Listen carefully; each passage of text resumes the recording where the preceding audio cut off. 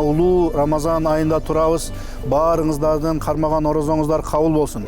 Бул Рамазан айы берекенин айы, боорукерликтин айы, кечиримдүүлүктүн айы, жана берешендүүлүктүн айы. Мына бүгүн ушул фонд менен биргеликте, муфтият биргеликте ушул кайрымдуулук иш-чараны өткөзүп жатабыз. Иншалла кимде ким пайгамбарыбыз саллаллаху алейхи вассаламдан улуу бир хадис бар.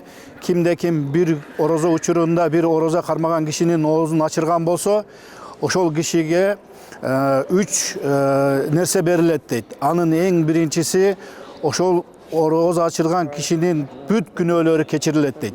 Экинчиси болсо, ошол киши кармаган, орозо кармаган киши канча сооп алган болсо, андан кемибестен ооз ачырган кишини дагы ошончо соопко ээ болот дейт. Үчүнчүсү дозок тетиратынан китебинен өчүрүлүп, бейиштин китебине жазылат дейт. Иншалла ушундай кайрымдуулук иштерди кылып аткан бир туугандарыбызга Алла таалам ыраазы болсун. Баарыңыздардын кармаган орозоңуздар кабыл болсун. Бул айда берешендүүлүк ай, кайрымдуулук ай, берекенин айы Аллах таала тарабынан берилген бул чоң неамат. Ушуну колдон чыгарбай пайдаланып калайлы, урматтуу мусулман бир туугандар. Баарыңыздардын ушул кармаган орозоңуздар кабыл болсун. Баарыңыздардын кылып аткан дуа, ибадаттарыңыздарды Аллах таалам кабыл кылсын. Билип билбей кетирген күнөөлөрүңүздөрдү Аллахым ушул улуу айда, улуу айдын урматына Аллахым өзү кечирсин.